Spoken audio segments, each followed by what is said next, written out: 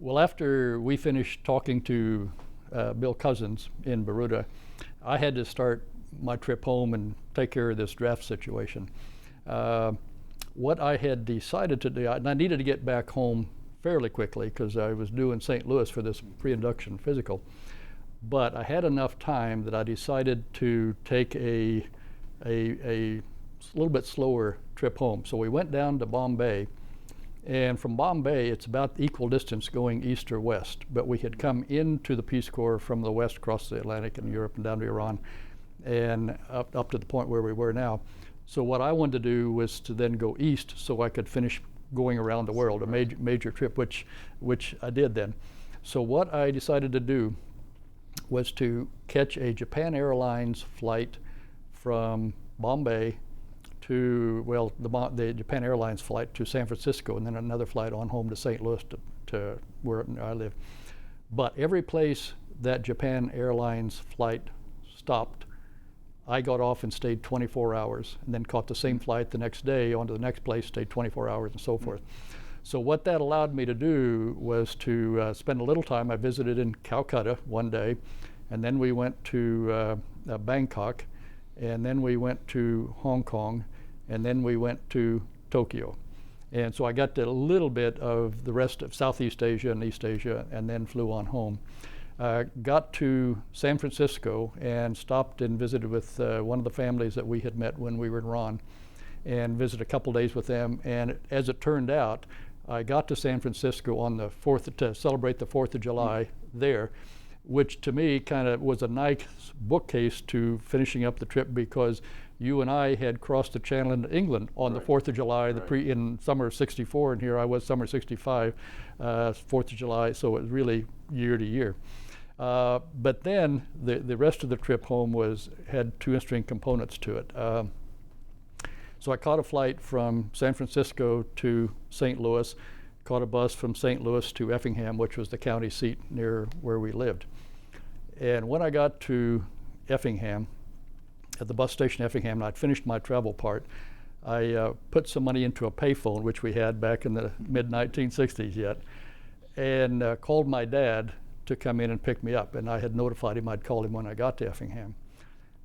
When I used that dime to call him, after traveling around the world for 12 months, I had 25 cents left in my pocket. I didn't want to carry any unnecessary money, but that really was kind of pretty close. Yeah, I didn't intend to do it, but that I just remember, man, I'm glad I don't have to travel any further. I'm glad that call went through. I didn't have to call again. So that was one memorable part, was how close I cut that on the money. But the other part I didn't know that was memorable until a couple months later. But I was visiting with some neighbors of ours just down the road from our farm, and they were telling me this story that still chokes me up to this day. But as a context, what you have to know is, and you met my dad, so you know him, very slow moving guy. I mean, he did not get into a hurry about anything. Slow eating, slow getting dressed, slow moving, slow driving, everything. He just didn't, and I was always ready to go, come on, Dad, come on, let's go. Well, what this Walter and Verlene Judkins were telling a story. Like I say, they lived down the road, but on the road where my dad would pass them when he was going to Effingham.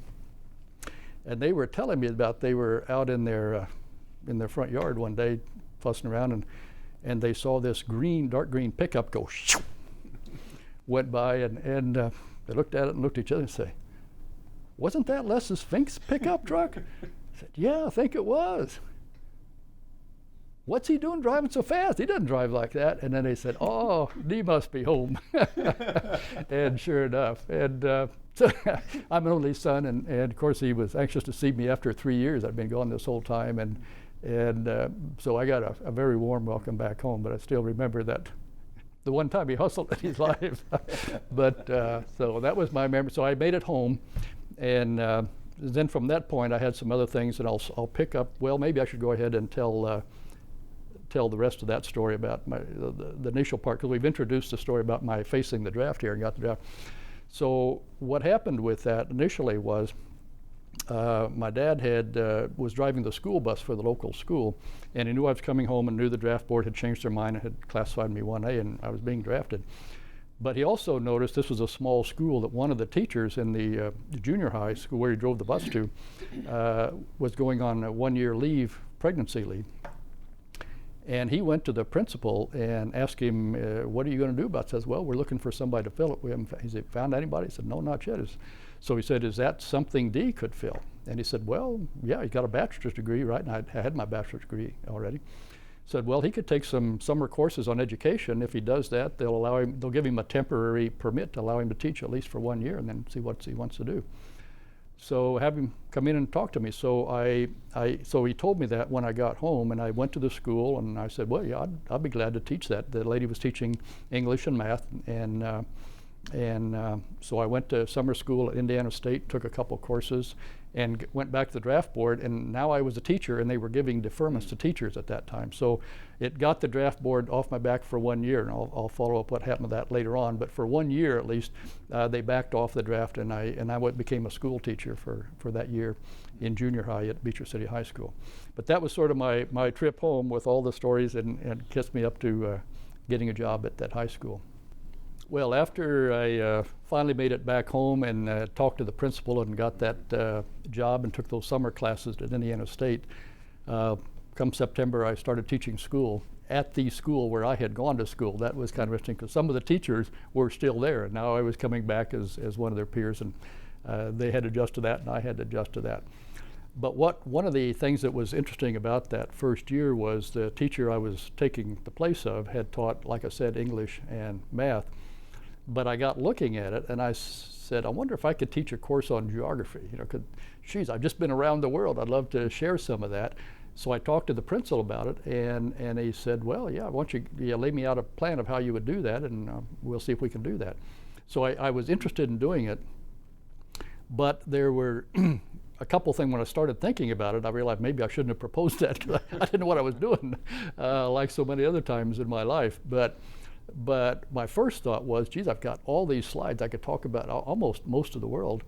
But then I realized if I start showing slides for 45 minutes every day, that would last about 2 class sessions. The next time I turn the lights out and turn the projector on, it's going to be snooze bell. So that wouldn't work. But I also knew that if I tried to use a traditional approach of just going through a textbook, that would be a disaster. I'd hate it. It'd be boring. It'd be boring for them, and that was no good. So it forced me into a creative mode. And what I ended up actually doing, you remember Carlton Kuhn that we met in Tabriz? Well, his dad that we talked about had published a book that I knew about by that point called The Story of Man, which is basically a story, long-term story of human existence as humans. But when I looked at it, the way he told it, it involved things in Africa, things in Latin America, Europe, and Middle East, and Europe, and so forth. And so it covered the world, but through a historical story of human beings and how they dealt with different parts of the world. So I proposed to the principal to lay out using Kuhn as a framework, but then building in some archaeology and things like that. He would say, as long as you cover the regions of the world, I'm game. So he let me do it. So it was another exercise in creating, that my situation forced me to be creative as a teacher, even as I had to do that back in Iran, because I got thrown into teaching English as a second language back there, as you remember, without having gone through that section of Peace Corps training. They had me in another section, then assigned me that. So twice I had to teach learning how to do it as I was flying the airplane, so to speak. But I did it, but I was intrigued by it, and I knew there must be a better way to do it. So we came to the end of that first year, and I was trying to figure out what to do next, and I saw an ad the school had put up for a summer institute for K-12 teachers of geography. And so I said, whoa, that sounds interesting. So I signed up for it and got accepted, and went to it. And basically they were setting it up with 2 components to the curriculum. One, so this was the summer of '66 now, where taught you some things about geography, then some things about teaching geography. And I said, geez, how wonderful. Next time I'm going to know what I'm doing for the first time in my life as a teacher. And it really was. It was going great there. And one of the big things I learned in that institute that was just revelatory is when you're sitting down to teach, one way of approaching that is two-part question. First, at the end of this course, what is it you want students to have learned? And then second, if that's what you want them to learn, what would you have to have them doing to help them learn that? And not just stuff, but that. I said, wow, that was, yeah, well, later, as I will tell later, I wrote a book, and that was the central theme of that book. And I was really excited about that and ready to go off and give this a try, but for one major monkey wrench. In the middle of that institute, I think it was 5 or 6 weeks, in the middle of that institute, I got another letter from my draft board that says, well, we, as you know, we have not been drafting teachers, but our numbers keep going up, so what we're going to have to do now is start drafting single teachers. I was single. Engaged to be married, but not married, and engaged didn't count. So I was on the draft list again. So now I had to make a major decision what to do, because I was really, I was not a conscientious objector like you were, but I was an objector to the Vietnam War, which is what everybody's drafting, and most draftees, a lot of them anyway, ended up there. And I really didn't want to have to fight in a war that I didn't believe in. So what are my options? And one was to go to Canada, and I thought about that, but I decided not to, because I was getting married, and even if I wanted to go to Canada, I didn't feel it was appropriate to drag my wife to another country unless she was also on board with that. And I didn't even approach her with that question, but I said, nah, it's not right to do. So what I decided to do instead was to look and see if I could sign up for one of the other militaries other than the Army that would allow me to do my military obligation without having to go to Vietnam. So which ones was that? Well, I went to the Air Force, and they were already filled up. Everybody was going to the same place. I went to the Navy, and they were taking people and weren't sending many to Vietnam. So I ended up doing that. I signed up in the Navy and accepted me and went through officer school and then supply school, and then decided to put me in a submarine. So they sent me to submarine school. And for the rest of my time, I spent roughly 3 years on a nuclear-powered submarine. Not only a nuclear-powered in the sense of their propulsion system pushing themselves through the water, but nuclear in the sense they had 16 nuclear missiles on board, presumably all aimed at the Soviet Union, should we start a nuclear war. And I had to spend some time thinking about how does this former Peace Corps volunteer, where I spent a big segment of my life trying to save the world, feel about now being on a machine that if we pushed the right buttons, we could literally blow the planet apart. And of course, the Navy was quite interested in my answer to that question, how do I feel about that? Because they didn't want a saboteur on board, doing some nasty things there. And my answer to them, which after I thought about it, was I had to believe this was time when Johnson was still president. And my feeling was that Johnson would not fire first. That is, he would not send us the message to launch our missiles unless Soviet missiles were already incoming. And if the Soviet missiles were incoming, it didn't matter whether we fired them or not, the game over. The planet was going to go up in smoke. So I felt okay about being on this incredible submarine. Well, what I learned so I spent ultimately 4 years roughly in the Navy between the schools and time on the submarine. It really was an interesting experience in multiple ways. I mean, I learned that the military was not my cup of tea. I did not just enjoy the hierarchical nature and a lot of other things about the military. But I really did learn a lot, and it was really fascinating how the Navy had figured out how to keep these submarines underwater for 2 months at a time. And that's what they did. We went out, made one dive, stayed underwater, and came up and went back to Scotland, which was where we were home based. How to solve the physical problems for oxygen, carbon dioxide, so forth. How to solve the human problems to keep 120 guys from killing each other when they were at close quarters for 2 months without any relief from that. And there were a lot of things they did specifically. So it was an interesting experience, but I was ready to finish up and was not interested in continuing in that as a career. So then I came out, so now we're the summer of '69 or spring of '69, I get out of the Navy. Now the trip's behind me, the first year of teaching behind me, my military obligation, not going to draft me anymore. Now what do I want to do with the rest of my life? And the two options, big options, seemed feasible. One was based on my experience as a supply officer in the Navy. I could go into business and get an MBA and go into a company that. And so I applied for some schools to get an MBA and got accepted, so that door is open. The other is to pick up on that summer institute that I went to but didn't get to apply what I learned and go back into teaching. And so I applied to some education schools and got accepted for that. So now both doors are open, both seem attractive. which one do I take? And it was that proverbial, was it Robert Frost, the two paths that split and diverge. And I know I could theoretically go back and take the other one if the one doesn't work, but you never do that. You just keep on going somewhere else. So which one of these two should I take? And that was really an excruciating decision. What finally allowed me to make that choice and feel good about it with no looking back and no regrets was when I finally asked the question, okay, what would I do if I go down one route? What would I be doing if I go down the other route? So if I go into business, what will be happening? Well, I'll be working hard. They work the tails off of you. They pay you very well, but they work the bejesus out of you. To what purpose? Ultimately, the purpose of business is to make, if you're middle management, which I would be, is to make money for somebody else. Okay, fair enough. They give you a piece of the pie, but that's the ultimate goal. You go into education, what are you doing? Well, you work hard, again, just like you did over here. Don't pay as well, but enough to put bread on the table. To what purpose? And as I saw it, as a teacher, you're working to help some people learn some things that will help them live more interesting, more meaningful, more worthwhile lives. And once I worked that out, I knew enough about myself that I was enough of a do-gooder, if you will. Education was the right choice for me, and that's what I chose, and that's what I went with, and I always felt good about that choice. But then I had, so where do I just go to those College of Education or something else? And I thought back to that summer institute, and this is where you came back into the picture, because I said, wait a minute, though, I went to that institute about teaching geography. Wouldn't it be interesting to go someplace and study specifically the teaching of geography in K-12 schools? And I had no idea.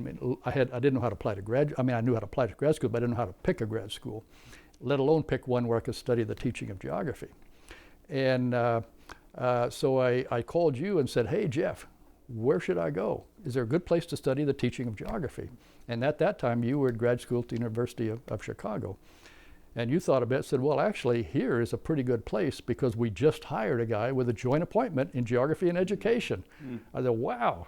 So he said, well, why don't you make contact with him and make up an appointment to visit with him and see how he likes you, do you like him, and so forth. So I did that, and we met at William Pattison in Chicago, and we hit it off, and they accepted me, and I accepted them, and went there and for the next several years. And the first year, you and I overlapped and had a great year, sort of a reunion, 1970 to 71. Then you hit it off to Chad for your dissertation. Okay, well, you were there when I came to Chicago and began in the fall of 1970. And began working with William Pattison, the guy you were talking about, with a joint appointment in geography and education. And he and I just hit it off really unusually well. I mean, a lot of people there had good relationships, but he and I really developed a deep fondness for one another to the point where he really became like a father figure for me. I was with him a lot, was over at his home a bit. Looking back, I am embarrassed about how often I just walked into his full professor at Chicago and plopped down and let's talk about me and my studies and what I'm doing right now. So he gave me unusual access. But one change, a few years later I finished my master's degree and then my doctorate, but what happened as a transition, I shifted from paying attention to how to teach geography in the K-12 sector to how to teach geography in higher education. And part of what happened was Pattison had become director of a national project that, working with him, I got involved in, where graduate departments had programs to prepare their graduate students for college teaching. And that was critically important for geography because people didn't generally come into college planning to major in geography. They had to capture them and get them interested in their first course. So that first course, usually taught by new teachers, had to be done well. So the profession was trying to gear up for that. So, and in the process of working on that project, I learned a lot about, okay, so how do you teach somebody how to teach, which was the basic question for that project. And we learned a lot about ideas in the literature and so forth. Finished up my dissertation with a study of 3 college courses and what students learned from that. And then started looking for a job. And I went out on the job market just as the job market got bad for professors in higher education about 1975. And found out there was one university in the whole country that had an opening for somebody in geography and education. That was University of Oklahoma. So I applied for it, and it turned out there were two of us, somebody who was already here, interested in that position. That was Mike Libby. He was more focused on the K-12, and I was more focused on the higher education. That was okay. He taught some courses over in education, and as did I when I came here, but mine was higher education and some courses in geography. So I started my career here in Oklahoma. And my whole career has been here. As you know, I came here in the January of '76 and spent a few years with that joint appointment. But then about 1979, I made a proposal to the provost of the university to start a program that I called instructional consulting, to work with professors across campus to find ways to improve their teaching. I thought that we had ideas we could do that, and I might be able to find some ways to do that. And hit a year when the university had some money and was able to consider starting new programs, so they bought the idea. And so in the fall of '79, I started this program that we learned there was a term for it that I didn't even know, called faculty development. So the rest of my time at Oklahoma, I was the director of that program. I didn't change jobs, had a few opportunities, decided I liked what I was doing. So from '79 through the '80s, through the '90s, I did that.